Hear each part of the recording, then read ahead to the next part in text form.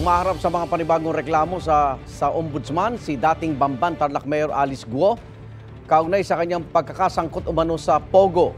Si Guo pati ang 35 iba pa sinampahan ng National Bureau of Investigation ng mga reklamong paglabag sa Anti-Graft and Corrupt Practices Act, possession of prohibited interest by a public official, gross misconduct, serious dishonesty at iba pa.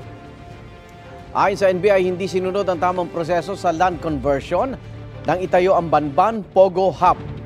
Hindi rin daw nagbayad ng tamang buwis si Guo.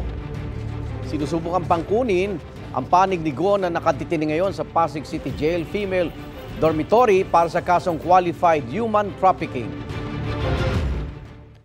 Nakita na mayroong isang property doon, ang appraised value is 3.9 billion.